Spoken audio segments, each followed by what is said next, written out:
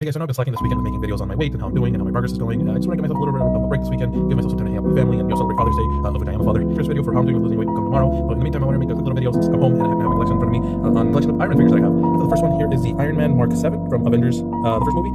Now this, what I did basically is I got the Iron Man armor and I put Jin Customs chest plate and this, I guess, neck piece to give it a little bit of an upgrade of a bulk, and then I got these knockoff Mandalorian wrist gauntlets that I decided to put on. Just to give them a little bit more bulk. Now the mask underneath is Tony Stark, it's a Phoenix custom one. I think this does look really good and I really do like it. Now I know that I did get this Jin Custom pieces right here, and you might be wondering where the rest of that is, and that actually went towards this figure right here, which is the Iron Man Mark 3.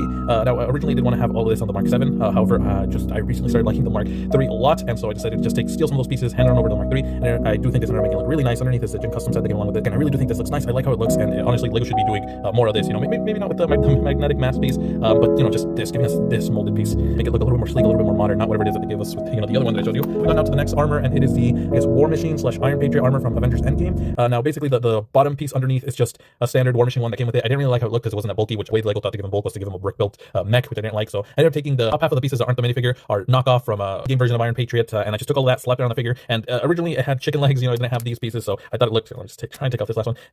Once I was done adding the modifications, it came like this. Thought it looked a little bit goofy, thought it needed a little bit of bulk down at the bottom, and that's where I got these pieces, which is actually knockoff piece from an Eeyore minifigure. I thought that this looked honestly really good for the Iron Patriot. Slapped it on, gave him some bulk underneath, and there we go. Some of the printing still shows up there. Thought this looked really nice. I think this looks really cool, and the bottom is just a random head I think I got. It could be Miles Morales or a custom Miles Morales head, and yeah, I think this looks really solid. Now the last one that I have is absolutely my most favorite armor that I have in my collection, and it is something that I honestly wouldn't trade for unless of course it was for the upgraded top mountain brick War Machine, but since I can't get that one, don't seem to have any luck getting that one, this is the next best thing, and to be honest I think it looks sick. Now when I first originally got this, again, it was just a minifigure neck piece on top to be able to add a stud shooter, which looked horrible, but I quickly came in, did some strong modifications to it, and now I think it looks great. Now the things that I added on was actually this. Originally this chest piece was a Bad Batch chest piece from Wrecker. I had cut off the front part and then, you know, just kind of slapped it on, and I thought it looked a little bit ugly until the BVS Batmobile came along, and this happened to have a perfect beautiful shoulder piece that I could have used without having the ugly looking cutout part here. So I took that, added this piece, stud with a bar, added this clip, and then I actually had to glue this on because originally the hold was really weak, so I glued this on. I really did like how this top half came out. This armor piece right here, this is a knockoff piece. I just got this I think from a Batman EXE suit, I believe,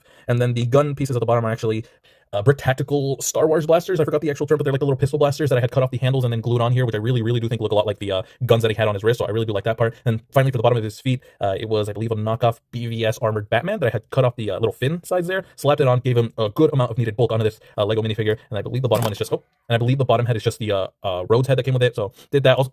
So did that, also give him a little neck piece, which I really do think is honestly needed. It honestly, like I said, if I never find that top mountain brick Lego figure, this is honestly enough to satisfy me. I really don't think I need that one anymore. This is good. This is the best War Machine figure, Lego minifigure that I have, and this is the one that I'm really proud of for making. It really did come out good.